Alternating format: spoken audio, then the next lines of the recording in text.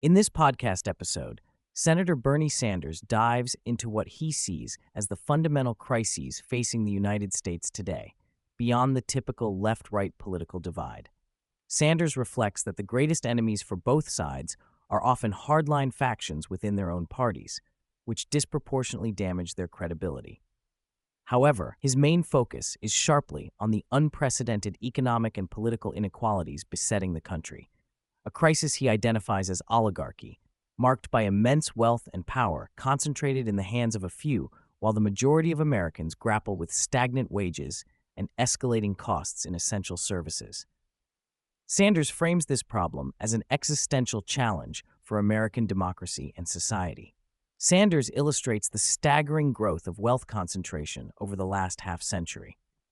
Since 1973, despite remarkable technological advances and huge productivity gains, the average American worker's inflation-adjusted wages have stagnated or even declined. Concurrently, there has been a massive transference of wealth from the bottom 90% of Americans upward to the top 1%, creating a gulf where multi-billionaires now control corporate America, media, and politics. Sanders mentions a statistic underscoring this disparity. Elon Musk owns more wealth than half the American population combined. He critiques the American economy's failure to provide for the basic needs of its citizens, highlighting the sharply rising costs of healthcare, housing, and education. While consumer electronics and some goods have become cheaper due to market forces and technological advancements, fundamental necessities have skyrocketed in price, putting them out of reach for many working families. Sanders contrasts America's high spending on healthcare with worse comparative outcomes internationally, pointing to a dysfunctional system that leaves millions uninsured or underinsured. The housing crisis, with nearly 800,000 homeless and many spending over half their income on rent, further exacerbates the struggles of everyday Americans. Education, once free or low cost, particularly at public universities, has become prohibitively expensive, pushing younger generations deeper into debt. The consolidation of power extends beyond economics and into the political realm, Sanders argues. A handful of investment firms like BlackRock, Vanguard, and State Street collectively hold majority stakes in nearly all major U.S. corporations, exemplifying how a limited number of actors shape the entire economy. This corporate oligarchy translates into outsized influence over politicians, as the current campaign finance system incentivizes elected officials to court billionaires and corporate donors rather than represent the working class. Sanders vehemently criticizes the Supreme Court's Citizens United decision and the pervasive role of super PACs, which enable wealthy individuals to flood political campaigns with money, undermining the democratic principle of political equality. To counter this, Sanders advocates for public funding of elections, aiming to level the playing field so challengers without wealthy backers have a fair shot. He points to the success of public funding models, such as the one used in New York City mayoral campaigns, as positive examples of reform. The discussion turns to the fragmentation within the Democratic Party and the broader left. Sanders describes a split between the establishment wing, which has ceded much ground to corporate interests over decades, and more progressive or socialist factions pushing for major structural reforms. He laments how since the 1970s, Democrats have increasingly shifted away from championing the working class, supporting global trade agreements like NAFTA that decimated American manufacturing jobs. This shift has contributed to more working-class voters drifting toward Donald Trump's Republican Party, despite Trump's policies favoring the wealthy. Sanders praises figures like Alexandria Ocasio-Cortez and Eric Adams for energizing grassroots campaigns and reigniting debates over economic justice, even as establishment Democrats sometimes resist supporting them. He points out that these divisions often center on campaign funding and allegiance to powerful donors, rather than pure ideological differences alone. When asked about the emphasis on identity politics, Sanders acknowledges the critical importance of advancing women's rights, civil rights, and LGBTQ+ equality. However, he cautions that pursuing identity politics at the expense of addressing the economic hardships faced by the majority risks alienating working-class voters who feel their genuine struggles are ignored. He argues that it is possible and necessary to fight simultaneously for social justice and economic reforms that uplift all Americans, particularly those left behind by the current system. Sanders sees parts of the Democratic Party as out of touch in focusing narrowly on culture war issues while failing to present a compelling economic agenda.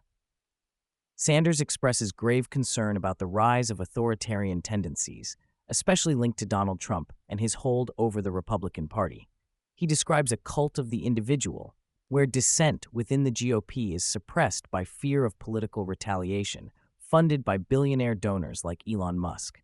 He compares this to Stalinist-like allegiances, where political survival depends on unwavering loyalty. This consolidation of political power jeopardizes democratic institutions and norms. He highlights examples such as the Republican reaction to Senator Thom Tillis's opposition to healthcare legislation, where powerful figures quickly threatened to end political careers if they opposed Trump. Sanders warns that under such conditions, democracy erodes, paving the way for increased oligarchic control. The discussion also touches on U.S. foreign policy, particularly Israel and Palestine. Sanders critiques bipartisan support for military aid to Israel, especially under both Biden and Trump administrations, linking this to the humanitarian crisis in Gaza.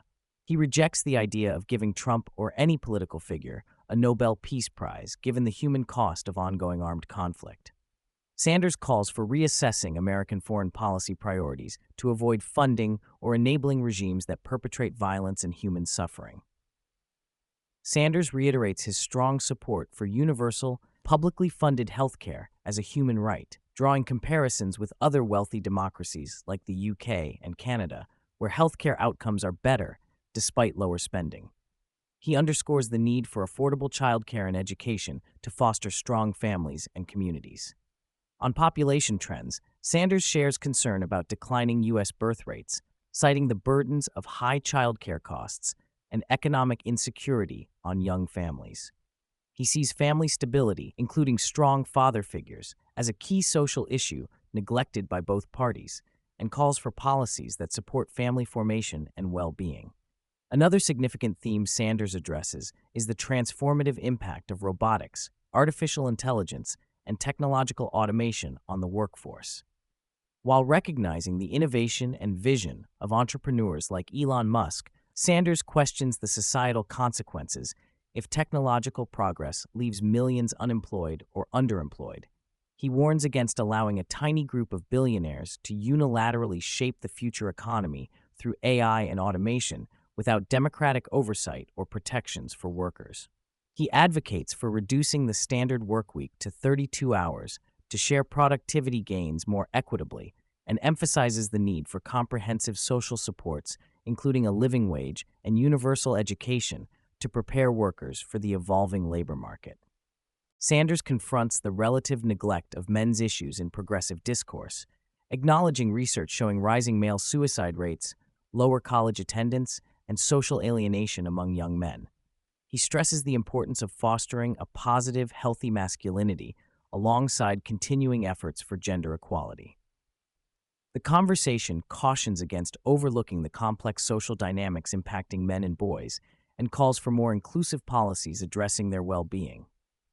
Despite the daunting challenges laid out, from economic inequality, political corruption, societal divisions, to threats to democratic norms, Bernie Sanders maintains cautious optimism.